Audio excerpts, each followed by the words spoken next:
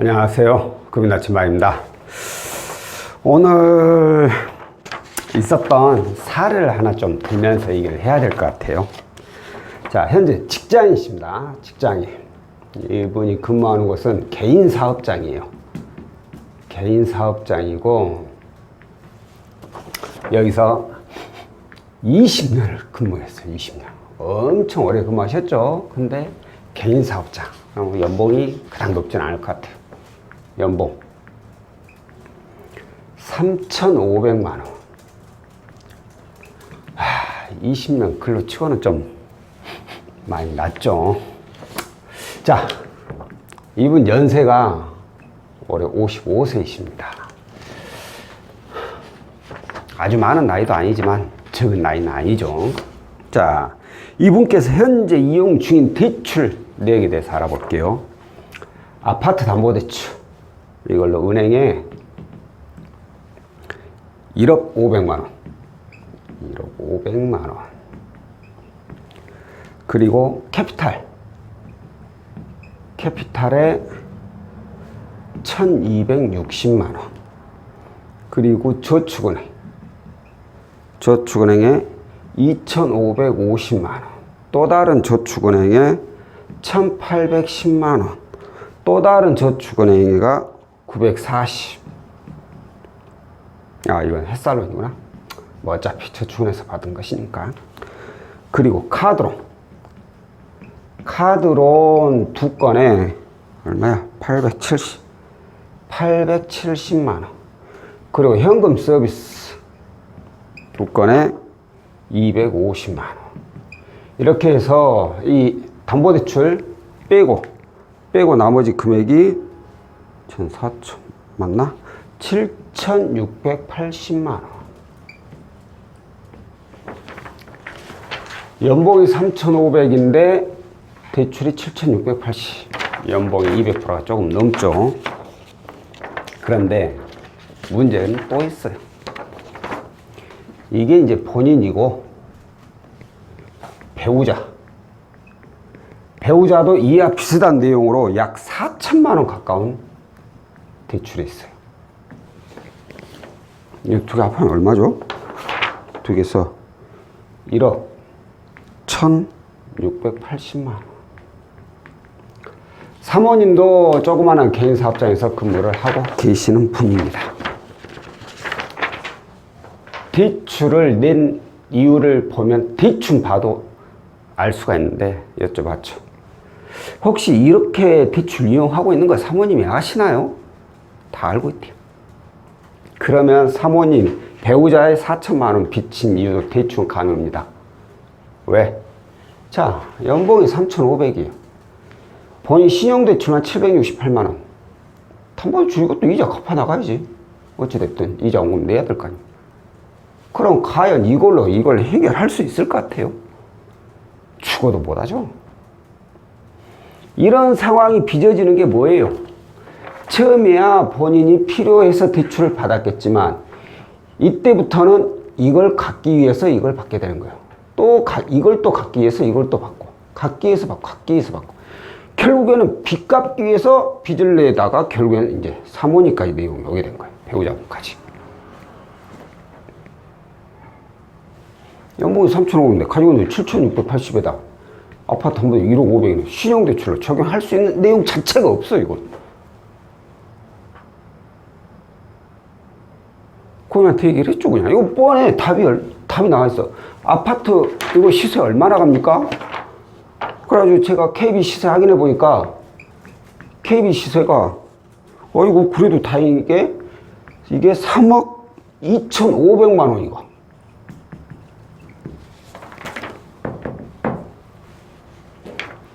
누가 봐도 뻔하죠. 뭘 어떻게 해야 될지. 이 아파트에 현재 담보대출 1억 500밖에 없어. 그럼 2억 2,500. 이걸 후순위 받아가지고 이걸 갚아야죠. 그럼 어떻게 돼?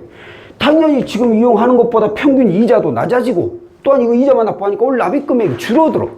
그럼 앞으로 대출 받을 일이 없어.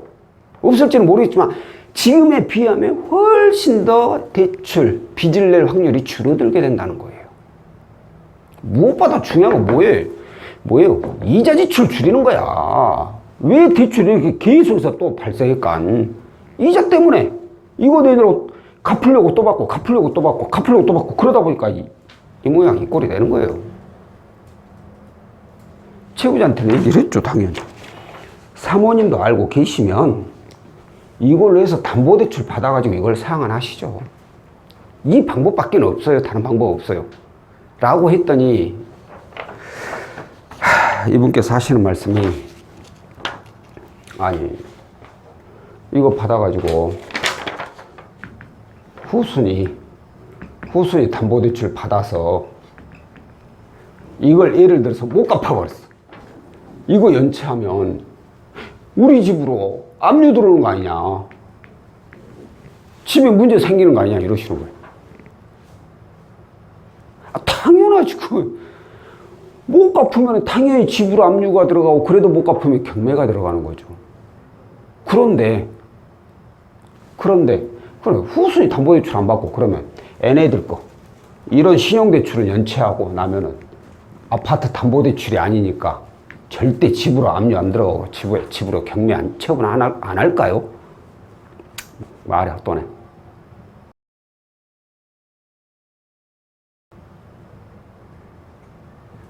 죄송하지만 정말 답답해서 제가 그렇게 얘기를 했어요. 솔직한 마음으로는 조금은 저도 이해를 간다. 왜 그러냐면 연세가 55세인데 개인 사업장에서 20년을 근무했어. 근데 연봉이 3,500밖에 안 돼. 사모님도 제가 봤을 때 큰 차이가 없을 것 같고 그만큼 순수한 분이시죠. 순수한 분. 힘들게 어렵게 하나 마련을 한 거죠. 아파트를. 정말 힘들게 그러셨을 거예요. 제가 봤을 때. 그러다 보니까 이 집이란 것에 애착이 많이 가고 그러다 보니까 집으로는 더 이상 뭔가를 건들고 싶지가 않은 거예요. 그 마음은 제가 10분 이해를 합니다. 이해를 해요. 근데 이런 거 연체한다고 해서 집에 압류 안 들어가는 거 아니에요. 신용대출 연체하면 집 똑같아요. 담보대출하고. 담보대출은 다만 이 담보를 물건으로 대출 받는 거고 신용대출은 내 신용을 보고 대출이 나가는 거예요. 하지만 그 어떤 대출 상품이든 간에 연체하면 내가 가지고 있는 부동산에 먼저 압류가 들어오게 되어 있어요. 근데 이런 생각을 가지신 분들이 간혹 계세요.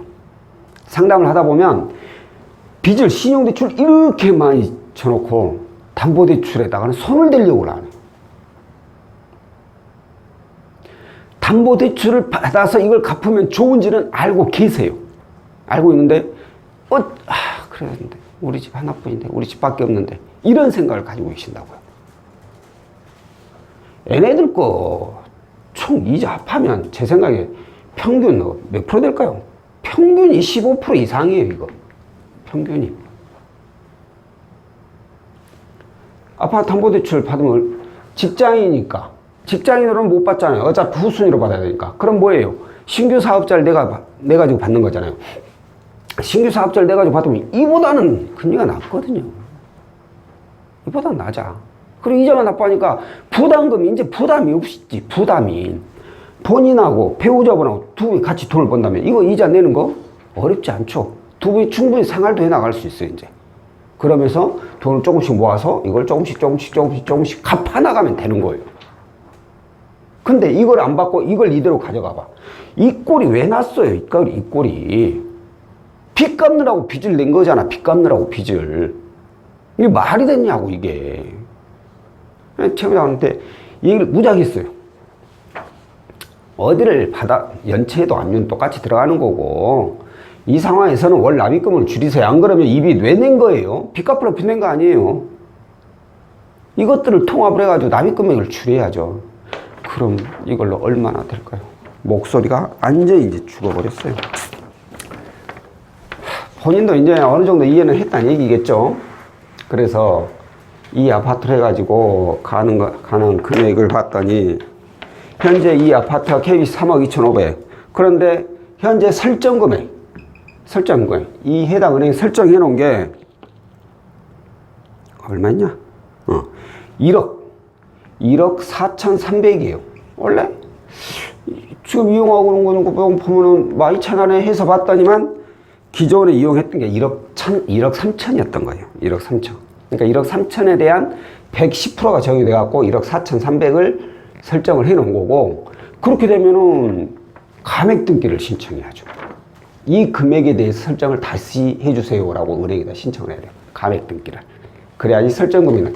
그렇게 해가지고 감액 등기 해가지고 설정을 하게 되면 1억 2,600만 원이 되게 됐어요. 되게 되어 있어요. 자, 그러면 여기에서 현재 시세가 3억 2,500에 가면 1억 2,600. 이게 현재 이용 금액이라고 봐야 되고, 이 아파트로 해서 이용한 금액이라고 봐야 되고, 그러면 이 아파트, 이 아파트가 과연 얼마나 가능한, LTV가 몇 프로까지 주어질 수 있는 지역이냐, 이걸 또 봐야 돼요.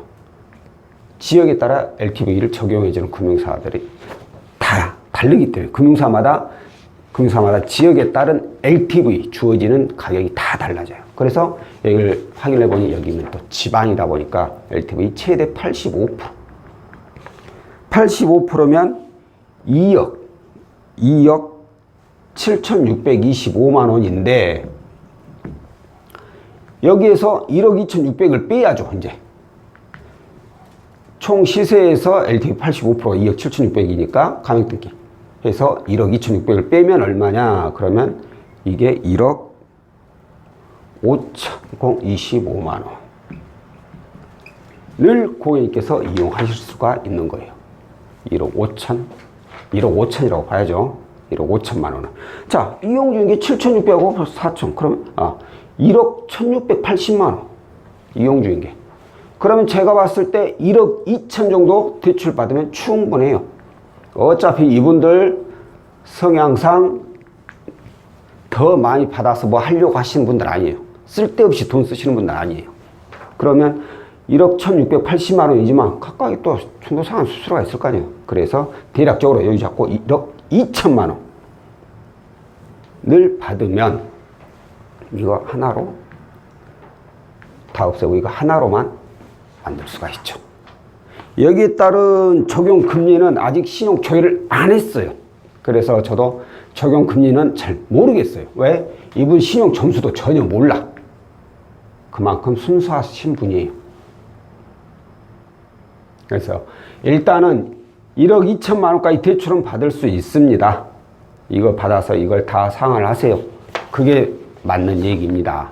라고 말씀드렸고, 그럼 역시 집에 가서 오늘 사모님하고 배우자분하고 이 문제에 대해서 한번 얘기를 해보고 연락을 주신다고 하셨어요. 자, 이전에도 제가 이와 비슷한 영상을 좀 몇 건 올린 적이 있어요. 담보대출 받아가지고 이자 높은 이런 신용대출 갚으세요. 뭐하게 이자 지출 더 많이 하면서 신용도 떨구고 그럽니까? 일단은 어찌됐든 이자 지출 줄이고 월 납입금액 줄이면 대출 받을 확률이 그만큼 낮아집니다. 낮아진다는 이유는 대출을 시간을 더 당길 수 있다는 거죠. 더 빨리 갚을 확률이 높아진다는 얘기가 돼요. 그렇기 때문에 반드시 담보대출 가능하신 분들은 이자 높은 신용대출 있으면 담보대출로 신용대출을 갚아버리세요. 제가 이런 영상을 몇 번 올린 적이 있었어요. 근데 오늘도 이와 마찬가지입니다. 근데 이렇게 이용하시는 분들이 종종 계십니다. 저한테는 이런 분들만 연락이 와서 그런지는 모르겠지만 이런 분들이 종종 계세요. 그러면 오늘 이 영상 참고하셔가지고 내가 충분히 아파트 후순위 담보대출이 가능한데 또 이자 높은 신용대출을 이용하고 있다. 그럼 무조건 그걸 받아서 통합을 할 수 있다면 꼭 하시는 것도 분명 좋은 방법 중에 하나라고 말씀드릴 수 있을 것 같습니다. 자, 오늘 영상은 여기까지고요. 다음번에 또 다른 내용으로 찾아뵙도록 하겠습니다. 고맙습니다.